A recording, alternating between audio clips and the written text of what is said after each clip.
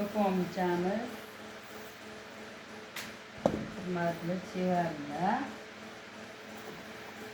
To'ponimizda mana bu olib kelingan matoyimiz 1.25. 1.25 dan ham yeng, ham gavdasini chiqarishimiz kerak. Uzunligini to'pon bo'yi 95 lik. Ana endi yengni tepa qismidan olamiz. Bo'yni o'lchadik. Mana bu yoqdan 23 cm o'lchadim.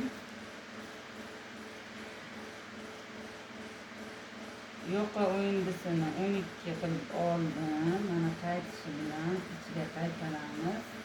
Keyin yelka qo'ltiq yeng umuzini o'yindisini 25 qilib o'yib oldim.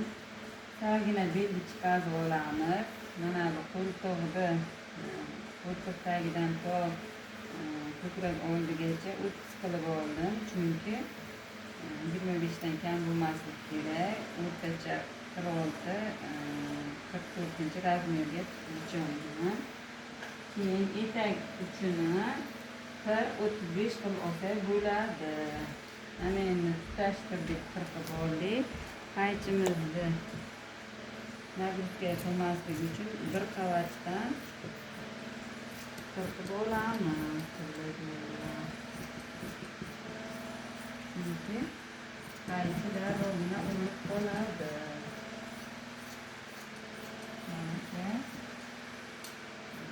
Cho'ponchamizni qavurli matoydagi cho'ponchamizni oldi qismini qirqib oldik. Ana endi shu bichgan asosimizni shu turishga qo'yib, osonlashtirgan formasi qo'yib olamizda orqa qismini bichib olamiz. Lekin mana bu bo'yin o'yindisini 7-8 dan ko'p olmaslik kerak. Cho'zilib ketadi.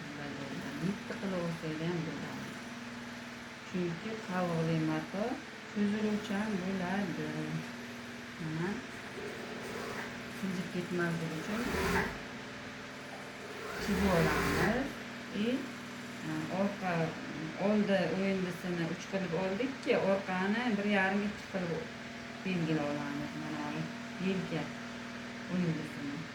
Mana orqa yeng umuzimizni ham salgina oldiga nisbatan orqani kengishroq qilib belgilab olamiz.